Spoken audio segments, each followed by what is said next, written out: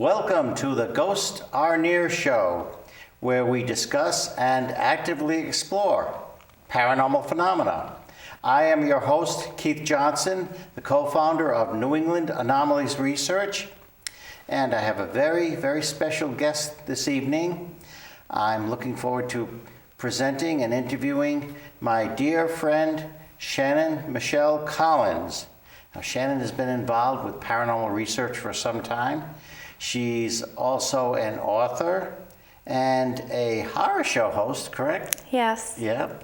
And very, very recognizable person on the lecture circuit in conventions. And so she has written a book of poetry. And this is a lovely book. Thank you. It is A Dream Within a Scream by Shannon Michele Collins, a collection of automatic writings from a spirit attachment. It's a lovely picture there, too. Very, very good. And we will get into that, of how this book came about. But, Shannon, welcome to our show. Thank you for having me. Glad to have you here. Thank so you. Glad to have you. Yeah. Of course, you are a member of the organization Long Island Paranormal Investigators. Yes. And I'm very acquainted with them. I've been friends with them for quite some years now. Very, very good people. They're a wonderful organization. And I believe I met you when you came to Slater Mill years ago. Yes, many years It was ago. quite some time ago. Yeah. Seems like just yesterday. But when the group came there, and tell me, how did you find Slater Mill investigating there? I liked it. It was spooky. Mm-hmm.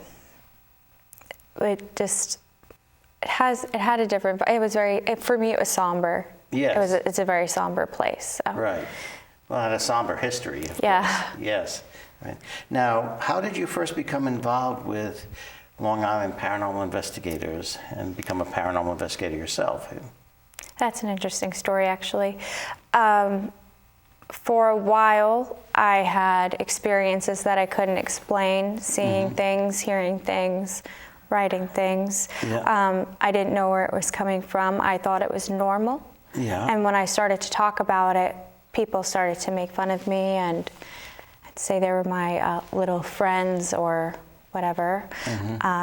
So I kind of suppressed it for a while, but it came back when I was around 21, 23, around that age. Yeah. And I went to a location with a friend to see if I can pick up on anything. And the location was called Normandy Inn on Long Island. Yes. And when I went there, I didn't know anything about the history of the place or anything. And I kept picking up on two different names, but for the same woman. It was Marie or Maria, so I feel she went by both. Right. And then when I closed my eyes, I could see what happened to her. I won't get into what happened to her, but I could see what was happening to her, but I also started to feel it as well, to the point where I was like, I have to leave. And I think that was my first real channeling experience in that sense. From there, I was doing more research for other places I could find, and that location came up with the history and the haunted history, and what I was feeling and picking up on matched. So I contacted the group, and that group happened to be the Long Island Paranormal Investigators. So I've been with them ever since. That's very good, very good. And they are a very good group of people, very wonderful people. And so tell me how the book came about. It's a book of poetry, and very, very wonderful poetry. Thank you. Very wonderful. And I won't read any of it aloud, but you can if you want. You can if you want. Sure. Yeah. So the book came about after an experience I had in October of 2019. Long Island Paranormal Investigators started doing events for the public to raise money and funds to go back into historical locations and stuff like that. And this location was presented to us, and I already felt connected to it. They would not let me go right away because I was kind of being obnoxious about it, so they made me wait it out. When I did go, They blindfolded me and had me walk through, and I told them where everything was throughout the house, and they started to lie to me and tell me that I was wrong because I was freaking them out, because they all knew. They knew me for many years at this point, and they knew that I never heard of this place or had been to this place. I can't explain that connection, but from there, I was the sole lead investigator when we would do the public events, and it took about a year for, I feel like, the attachment to fully connect. Just so happened that the time was right, and I said something in my head, because I was trying to connect with this woman for so long, and I said, you know what I could do? So tell me, show me what happened to you, and whoo, that changed my life. So I started getting her thoughts and impressions, and they kind of were coming out like automatic writings. They would just come out of nowhere. I had to get it out, or it'd be very repetitive. And when it came out like poetry. Why? That was a big question of mine. But when you look into the person who she was in love with, he was really into poetry. He actually went to Italy to study poetry. His family inscription came from the book of Horace, Ars Poetica, and stuff like that. So it just makes sense now. It makes sense. Now, why the connection with you? Why do you think that you were chosen for this? Some people have suggested that it could be like a past life coming back to itself almost. Other people suggested that I'm the person that would be able to connect with her in that way, to be able to share her story. Maybe because I offered. Yeah. You know, maybe if somebody else was there and had said what I said, I wouldn't be sitting here right now, and they would be, you know. Who knows? Sometimes I feel I got very lucky, and other times I feel like I've been going through it, but I guess that's what goes along with it. Now, this person historically, are there a lot of similarities between your life and hers? Unfortunately, I can't really find her history. I have an idea of who I think she might be. Right. In the town of Southampton, Long Island, they didn't have too much history of the women or what happened to them. Right. So the person whose house this was, their first wife was actually supposedly murdered by 2 or 3 of the indigenous of the Pequot tribe. I see, yeah. And you know, they were tried or whatever and found. I don't think that's really what happened, but they don't even have much written about that. They just have her name and that happened, and that's really it. I don't know. It's very, very difficult sometimes to actually uncover somebody's life, but they weren't famous, and they didn't have always have the census and everything like that. And a lot of people, they are here on this earth and then they're gone, and that's it. A lot of people don't remember their history, or unless you have family members that are still talking about them. But the thing, I could never get her name from her, and a lot of people cannot get her name. She will not share her name, and I've always wondered why. And people go dark with that because they always say like some lower level energies, we'll just go with that word, will not offer their name up for a reason. Yeah. Because it gives you control over them or whatever. But I feel if you looked into the history of what happened in that town when the settlers came in, they turned on the indigenous tribes there. It's the Shinnecock tribe. They turned on them and they forced them into being indentured servants. They also took their religion away from them, along with that, their names. And so I don't want to make this into a big thing, but that's what happened in that area. And I feel like maybe that's why she won't share her name, because it's hers. And a name is very important to somebody. Yeah, there is, and I think it is kind of important to know about history and people's history, and that people not be forgotten. Peoples do not be forgotten, and I'm sure your familiar with King Philip's War here in New Yes. England and the terrible Horrible. things that happened. You know. And a lot of people don't realize that that was the bloodiest war in our history. And I mean, over the Civil War, it is the bloodiest war in our history. And so many people were just, their whole ancestry was wiped out, their whole way of life and everything like that. And that's very sad. And I know you seem to have an empathy for that, as I do. You know, Yeah. So it's good that you do find out these things and you know these things. And where is that adventure taking you as far as like kind of sharing a life with this other person?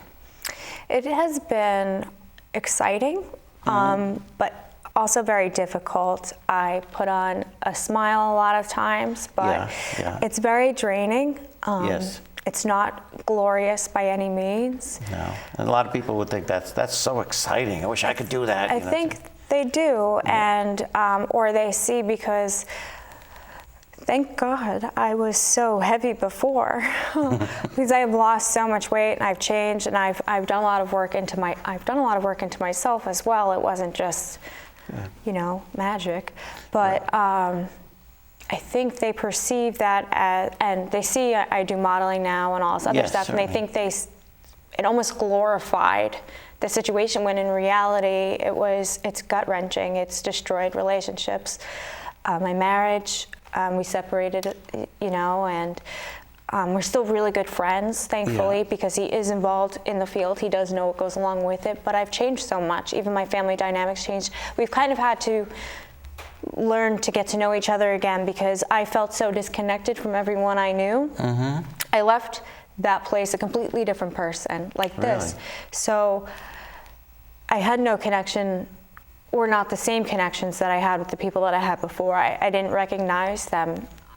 So I kind of had to re-establish relationships with them, and now I have relationships with them. It's just very different than what it was before. And I don't think it can never be the same at this point. Right.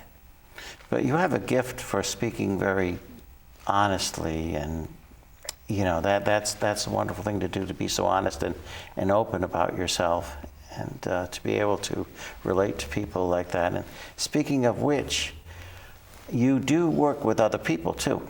Yeah. Yeah, you do readings, and you kind of counsel people in certain areas. Well, I don't do personal readings on people generally, unless something really comes forward. Since that happened to me, because it was very traumatic, I also feel like with an attachment, it's very difficult to do spiritual work in that way in a healthy manner. Yes. As far as people, so many people have actually been messaging me more and telling me of their experiences and telling me of the heavy things that they're going through, and I'm able to hopefully help them through that and help them find their light. That's really what I'm drawn to. If I do any types of readings, usually I'll go to a location and I'll meander around and be like, hey, little friends, I see you over there, you know. Yeah. But so how perceptive of you are as far as the spirit world goes, like regarding that? Are you really, really in touch with the spirit world when you go to places to investigate, or you meet people? I think so. I generally, I'll give you an example. You know, I kind of notice the type of spirits I connect to mostly, but Fort William Henry is a location that I have a hard time going to. I've broken down in tears. I've picked up on a woman who was not English, not French, but it was during that time period, and she had her baby taken from her and all this other stuff. And I didn't realize what was going on, but when I spoke to the tour person, when they were asking me, you know, obviously what's wrong with you, other people actually said the same thing. So it's usually, we go to a lot of historic places, so it's usually things like that that I pick up on, but I feel like I can be pretty connected to it. Are you able to ground yourself easily and separate yourself from that aspect? I used to be able to, more so. Now I feel like there's a part of me that's like, no, fly free, which is dangerous. But I try to make sure I keep myself grounded. Yes. Different meditations, but I also do different rituals and stuff like that to do that. And what about when somebody comes and say you're at a public place or a convention or something, and somebody sits across from you and they start talking with you and everything. Do you suddenly pick up on something that you have to kind of shut things out? Because some people have, as you know, all sorts of baggage and certain energies and other attachments and things like that. And you being sensitive to that, I was wondering how that affects you.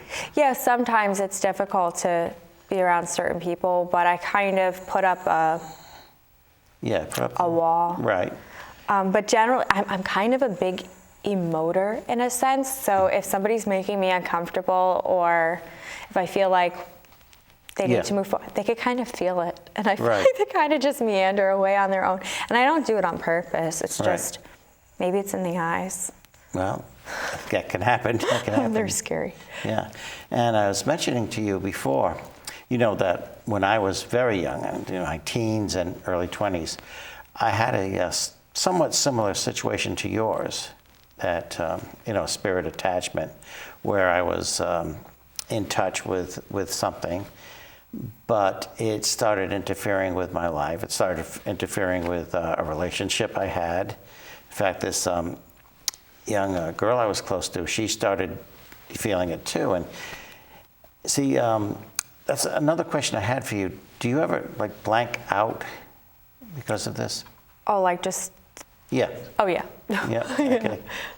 And an hour or so will go by and I don't realize that I've been just there. Yes. Yeah. See, that's what started happening. And a young lady I was close to, she started experiencing this too. But I blanked out for maybe 10 minutes during a class in school and everything. I wasn't daydreaming of falling asleep. It's just, that you were aware, and all of a sudden, I just lost some time. Yeah. She did that for an hour. Suddenly her class was over, and she's, where was I for the last hour? Which became very disturbing.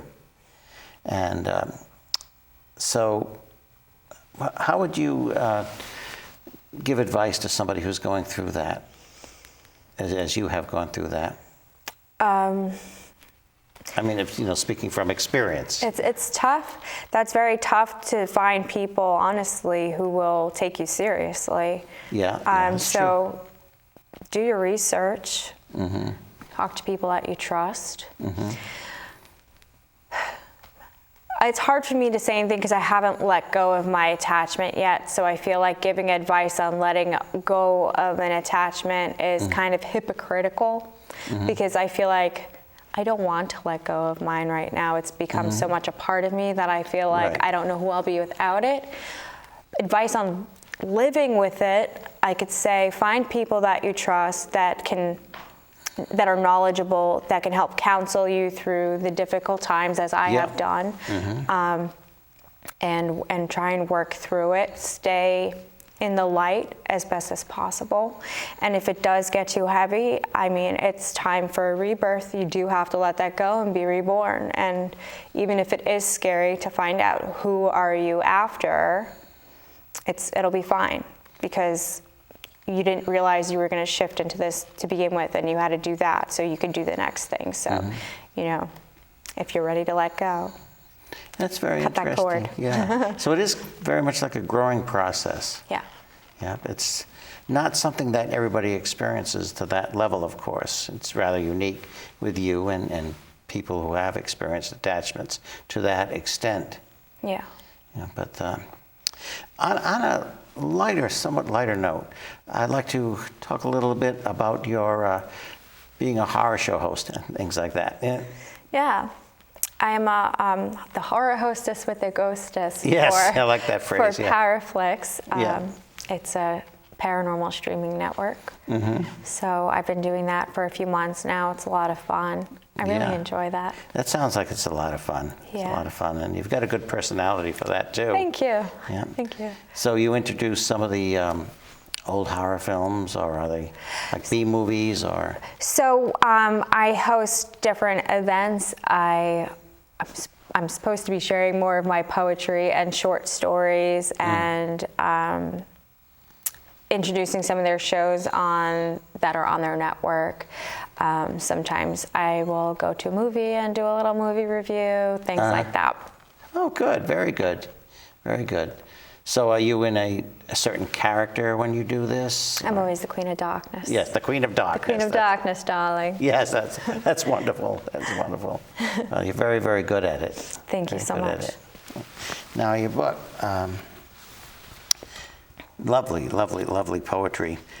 How much of these wonderful poems, how much of them are Shannon Michele Collins, and how much of it is someone else? There is one poem in the book that got in there by accident. That is my poem. Yeah, I accidentally sent it to, and they didn't realize, and they published it, and I just never took it out. Yep. So there's one poem in there that's from me, and it talks about texting in there. So, but all the other ones are, I'd say 99.8% spirit attachment. Okay. And then the other 2% would be Shannon. Mm-hmm. When you are writing, are you conscious of it? Or do you look at it afterwards and you're reading it for the first time? Yeah, there's so many times where, and there's times where I've written and I don't even remember that I've had it, and I'll find it later on and I'm like, oh, whoa, that's intense, or, that's magical. Yeah, so I kind of zone out. Mm-hmm.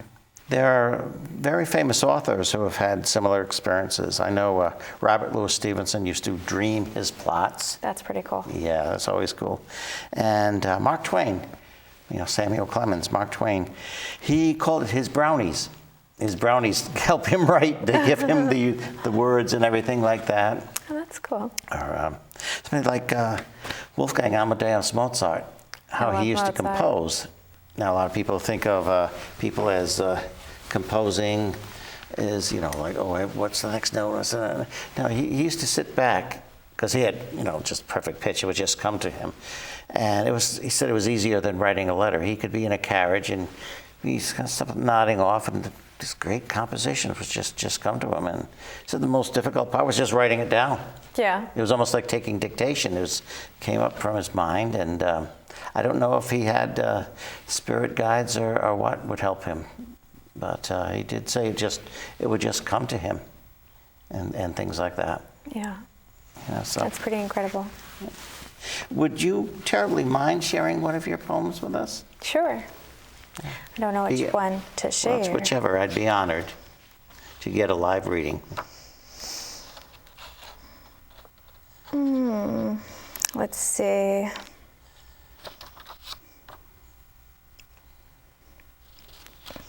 I'll try not to go too heavy with it. That's okay. Let's do this one. This one's a little heavy. Is that okay? That is fine. That is wonderful. Okay.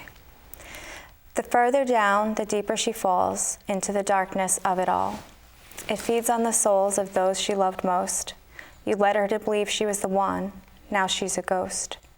Deeper and deeper she falls into the darkness of it all. With your selfishness, she decays under the ground where generations will play. Perished and forgotten as if she didn't matter. With her death, she thought the memories would shatter. Instead, all they do is chatter. Chattering about the love that she lost, reminding her for eternity what that love cost. Deeper into the darkness she falls, wanting to hear nothing of it all. But when she begs the chatter to stop, they laugh and mock her till she drops. Deeper and deeper into the darkness she falls, screaming and pleading down the halls, begging and crying only to be heard, so the chatter can stop, so it'll just be her word. Deeper and deeper into the darkness she falls, her word against his, against them all. She will have her day, she will have her final say. Deeper and deeper into darkness she falls. He knows she loved him through it all, even after, as she begged him not to go. Even though he chose another, he came back for the show. As she's handed that final blow, the further down, the deeper she falls, screaming through the night, his name she did call. Deeper and deeper as she falls. Thank you. Thank you very much. That was lovely, Shannon. Thank you. Thank you for letting me share. I love the meter to that. The way you read it was. Thank you. You really, obviously, you really meant it. Yeah, those are very heavy emotions to feel. They sure are. They sure are. Yeah. And is it an emotional experience to you when? Every time. Yes. Every time. It's very heavy what I feel she felt for this person and what she went through with them. And essentially they didn't acknowledge nor stand up or accept her in the end. Yeah. Until it was too late, I guess. And then what? So that's the betrayal. She feels betrayed. Yeah. And hurt. It would be wonderful if you gave a seminar sometime on your poetry. Yeah, I would love to. Yeah. And, Goals. and you're always welcome here to share your so poetry. It's lovely. It's very, very well done. And maybe one a brief one that we can find here. Oh, sure. Another one? Yeah. Okay. In our last few minutes we have, you know. Brief. Yeah.